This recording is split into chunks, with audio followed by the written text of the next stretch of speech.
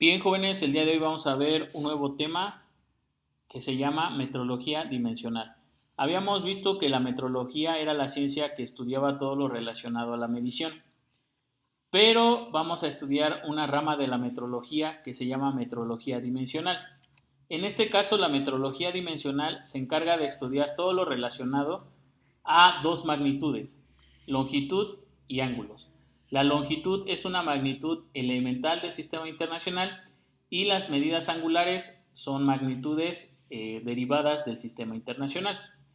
Ahora, podríamos decir que la metrología dimensional solamente se va a enfocar ya sea en medidas de longitudes, como lo es distancias, diámetros, profundidades, alturas, o medidas angulares. Eso es la metrología dimensional. Ahora, ¿para qué usamos la metrología dimensional? ¿Cuál es su aplicación? La principal aplicación es la inspección de piezas. Por eso es muy importante manejar este tipo de metrología o esta rama de la metrología, porque actualmente la gran mayoría de fábricas lo que hacen es elaborar piezas. Y para nosotros asegurarnos que esa pieza está bien, nosotros debemos de medirla. Acuérdense que la medición es una comparación. Entonces, vamos a suponer que en este caso nosotros elaboramos esta pieza mecánica y en el área de control de calidad nosotros debemos asegurar que esa pieza cumpla con las especificaciones que nos da un plano. En ese plano vienen todas las medidas, tanto angulares como de longitud. Entonces nosotros mediante ciertos instrumentos de medición vamos a tomar esas medidas de la pieza y a compararlas con las medidas del plano para determinar si la pieza cumple o no con esas especificaciones. Esa es la principal aplicación de la metrología dimensional. Ahora, para hablar de la metrología dimensional tenemos que hablar también de los instrumentos de medición. En este caso podemos aplicar los instrumentos de medición ya sea para ángulos o para longitudes. En este caso solamente lo vamos a ver para medir longitud. Y también los instrumentos pueden ser de medida directa o indirecta. En este caso solamente nos enfocaremos en la medida directa, ya que son los instrumentos que más comúnmente usamos en el laboratorio del CECATI 47 para la elaboración de piezas mecánicas. Los instrumentos de medida directa se dividen en tres. Pueden tener trazos o divisiones, pueden ser de tornillo micrométrico o de dimensiones fijas. En caso de los instrumentos con trazos o divisiones, el más común son las reglas graduadas.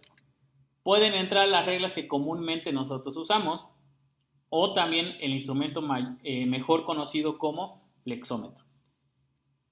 Otro instrumento con trazos o divisiones es el vernier, el cual es el instrumento que más se usa en control de calidad, jóvenes. El vernier es este que vemos aquí en la imagen, también tiene una graduación y esa graduación es la que nos da la medida. Ahora, en cuestión de tornillo micrométrico, solamente tenemos un instrumento que cumple con esas características, que es el micrómetro.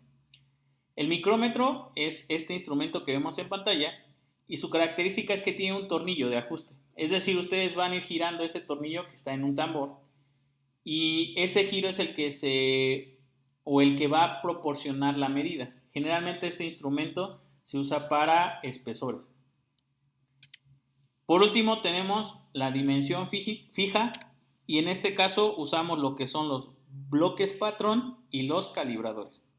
El ejemplo más común de este tipo de instrumentos son lo que conocemos como lainas. ¿Cuál es la característica de estos instrumentos? Que cada laina ya tiene una medida específica, es decir, una dimensión fija. Y generalmente se usan para medir radios. En este caso, ya cada laina tiene una medida que nos va a ir diciendo si el radio es de cierta medida o no. A grandes rasgos, esto es lo que es la metrología dimensional y los instrumentos que más comúnmente usamos dentro de ella. Aunque hay una infinidad de instrumentos dependiendo las características del objeto que vamos a medir. Pero ya para seleccionar el instrumento vamos a ver otro tema más adelante.